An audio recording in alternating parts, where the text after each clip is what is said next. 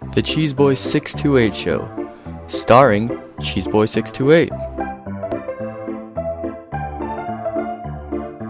Hey YouTube, what's going on? This is Cheeseboy628 here today giving you another Theory Thursday. Now, don't let the title actually trick you from what this Theory Thursday is actually about, for I have a suggestion here from JD Dark, and he wants me to do one on Staraptor, and it is long overdue, just like he says here. Wait, what?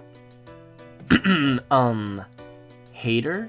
How about we go with a more polite comment requesting what they would like? Oh, how about this comment? Okay, how about we do Hydreigon this week? Now my theory is that Hydreigon will be placed in the UU tier this gen. Now this was a very intimidating beast in 5th gen, so why would it even have a chance of moving down in tiers? Well, let me explain.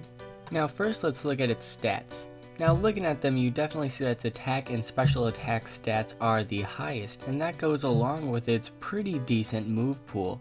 After all, it does carry dual stab, focus blast, earth power, fire blast, pretty darn good coverage moves, although it doesn't have the bolt beam coverage that is most desired.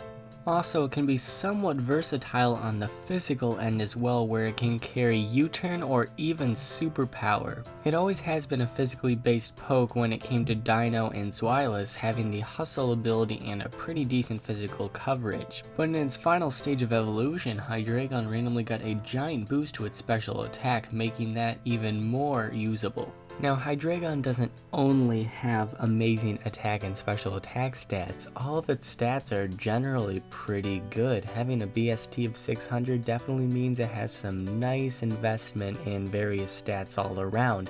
Having a base 92 HP with 90 defenses definitely means it can take a couple of hits, and it does have a base 98 speed stat, which is generally pretty good, although generally the more offensive Pokemon that can't even break the 100 base speed tier definitely may have an issue when it comes to OU especially. Now 6th gen has definitely added some Pokemon that are stronger than Hydreigon offensively and notably faster than Hydreigon as well. Now the most crippling blow to Hydreigon on this gen that definitely has to lower it down to UU is the addition of fairy types. Of course, with Hydreigon's typing, it is ×4 weak to fairy, and not only that, but its dual stab is resisted by any part fairy Pokemon. Now when it comes to fairies in OU, Pokemon such as Togekiss and Azumarill can pretty easily counter Hydreigon, but when it comes to Pokemon such as Klefki and Mawile, you may say maybe a Life Orb, Fire Blast, or Earth Power will be able to take them out. Well, a Fire Blast is able to OHKO both of them if the Mawile is only max HP and the Klefki is physically defensive. A specially defensive Klefki can barely live, but an Earth Power has no chance of OHKOing Klefki, while it can barely have a chance of OHKOing a Mawile.